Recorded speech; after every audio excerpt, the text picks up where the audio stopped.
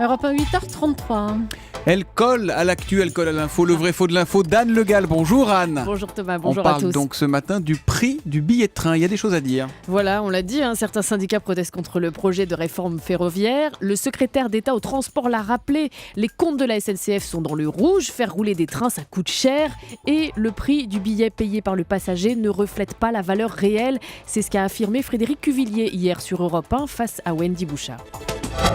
Pour ce qui est du prix du billet, malheureusement, ce que acquitte chaque usager, c'est de l'ordre de 30% du billet, du coût réel.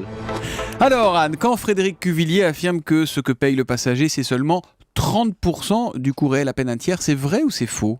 On va mettre un vrai, car il se trouve que Frédéric Cuvillier répondait à une question d'auditrice sur le prix du billet des trains régionaux, les TER. Alors effectivement, quand vous faites un Toulouse-Mazamet ou un Guingamp-Carhaix, voilà, vous ne payez que 30% de ce que coûte réellement le trajet, car ce sont les régions qui financent les 70% restants. Les régions versent ainsi chaque année 4 milliards d'euros à la SNCF et les 800 000 voyageurs quotidiens des TER profitent donc effectivement d'un billet largement subventionné. Subventionné par les régions et donc payé par les impôts, c'est un peu voilà. Mord la queue là.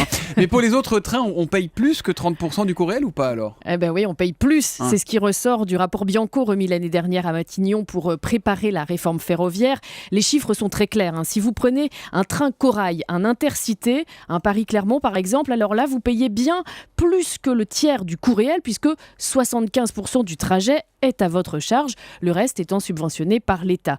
Pour les TGV, alors c'est encore plus net. Le voyageur paye 100% du coût réel du trajet. Il n'y a aucune aide publique. Si vous payez un billet moins cher que votre voisin, c'est juste que vous l'avez acheté plus tôt ou que c'est une promotion, mais c'est de la pure logique commerciale. Bon, ça veut donc dire, Anne, très clairement que le billet subventionné aux 2 tiers dont parle Frédéric Cuvillier, c'est loin, très loin d'être une règle. Oui, on peut même dire que c'est une exception puisque ça ne concerne finalement que les 15% de voyageurs qui empruntent les TER. C'est donc une minorité de clients sur l'ensemble du réseau SNCF. Il a répondu à une question précise, on lui met un vrai quand même. On lui met quand même un vrai. Mais un vrai filou on met ce matin. Voilà, merci Anne Le Gall. Le vrai faux de l'info de la matinale tous les matins à 8h30 sur Europe 1. À demain Anne. À demain. Europe 1, 8h35.